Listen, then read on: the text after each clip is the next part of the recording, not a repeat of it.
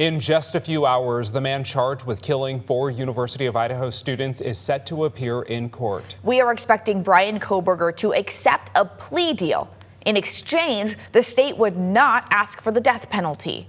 It has now been more than 2.5 years since the 4 University of Idaho students were killed in their off-campus home in the middle of the night. The investigation and legal proceedings played out over the last 2 years, and while today is a major milestone in the case, it's always been about seeking justice for the 4 victims: Madison, Mogen, Xana, Kernodle, Ethan Chapin, and Goncalves. This morning, we are bringing you complete team coverage. So Tim and I will be breaking down today's proceedings. Brandon T. Jones has reaction from the victims' family members, and KREM 2's Amanda Rowley is in Boise for today's hearing. Our team coverage begins with Amanda Rowley in Boise, where there is already a large media presence for this high-profile case. Amanda? Good morning, Tim and Nicole. I am outside the Ada County Courthouse. Got here about 5:30 this morning. We watched the sun come up, and as you mentioned, we're already seeing several media outlets here. I want to give you an idea of what it looks like here outside the courthouse. Right next to me is the staging area for cameras, media coverage. I've seen several major networks. If you look beyond that to the ramp, that is where reporters, media are lining up to get a spot, hoping to get a spot in the courtroom for that plea hearing. If you look towards the right of the main entrance of the courthouse, that's another camera staging area for media. Now, I have heard some crews got here at about 2:30 this morning lining up.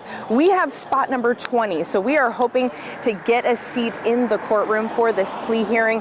This is a huge development in this case. It was an unexpected development, certainly. This plea deal for Bryan Kohberger potentially takes the death penalty off the table, and we're looking at, this is something where the families of the victims, as well as the community of Moscow and University of Idaho, have been looking for closure. And boy, did this case take a 180 turn, looking ahead down this plea hearing that's coming up later this morning. Tim and Nicole. You go. I want to ask you, I know it's still very early in the morning. I was just texting with Ben Mogen, the father of Maddie Mogen, and he tells me that he'll be at the hearing. Have you seen any other family members of the victims or Kohberger's family at the courthouse? Yeah, great question, Tim. We have not seen any of the family members here as of yet. We do know the courthouse opens at 8 o'clock Mountain Time, and we are keeping an eye out. So yes, we do know the Mogen family will be here. We've heard that the Ethan Chapin's family will be here as well. I also do have a call out to the local law enforcement from Moscow, Latah County, to see if any sort of support is going to be brought in from the community there. But we are keeping an eye out, and I'll let you know if we do see family members coming in today.